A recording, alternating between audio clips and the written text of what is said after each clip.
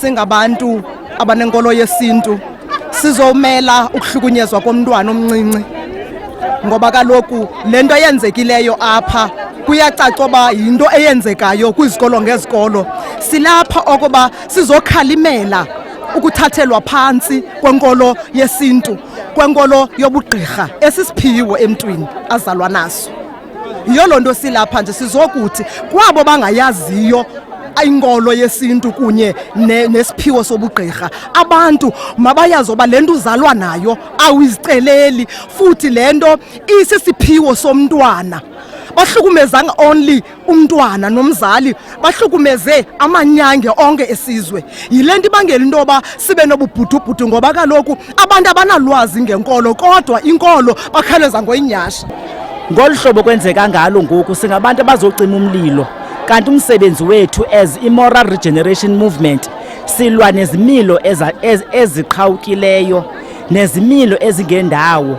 Ngoba kaloku into yobanga uba lo mntana abe sele ngoku embethe ingubo kaqaqaqa kukuqhawuka kwezimilo, kukuba engakhange akhathaleleke, kukuba we do not exercise i-diversity fully.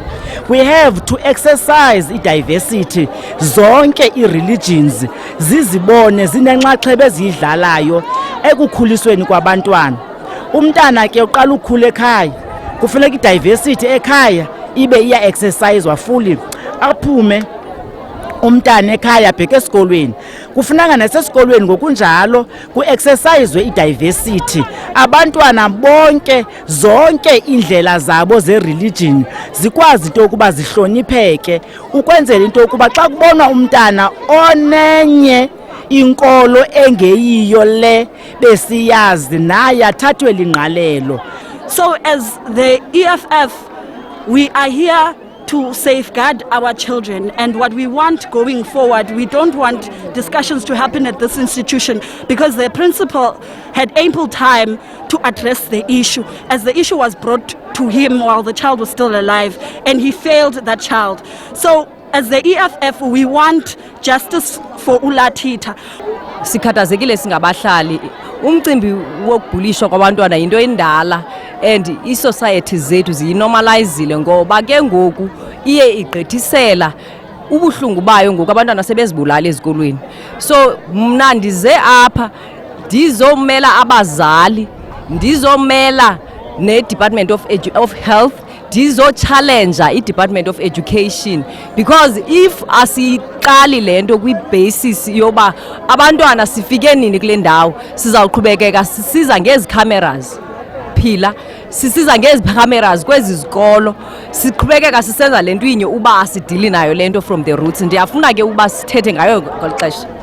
Intlanganiso iye yagqiba ukuba makubekho uphando olunzulu elizawuthi lenziwe, kuba kwi-voice note eziye zajikeleza kumakhasi onxibelelwano kukho ootitshala abakhankanywayo phaya, kukho nootitshala nabantwana abakhankanywayo abathathu.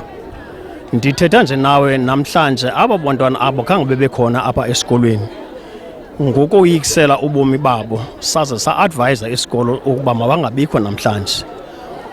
Kwintlanganiso ebesinayo ne-stakeholders zokuhlala zoluntu lonke ne-traditional leaders, sivena ukuba makubekho uphando olunzulu, kuthi kuwo onke amapolisa athi siwenze sibarhwebe babe khona kwi-solutions, kuba umcimbi we-cultural diversity ufuna ukuba siwunabise uluphulo nabo sibarhwece bazokwazi ukusinika ulwazi olupheleleyo. Bona abantwana babhalanga namhlanje apha, ikhona ke indlela ezawuthi yenziwe lisebe lezemfundo njengabafundi abakhoyo apha ebekumele babahlelele uvuyo lwabo lokuphela konyaka, esizawuthi siyenze silandela zonke ke ii-processes zikarhulumente. Nkosi.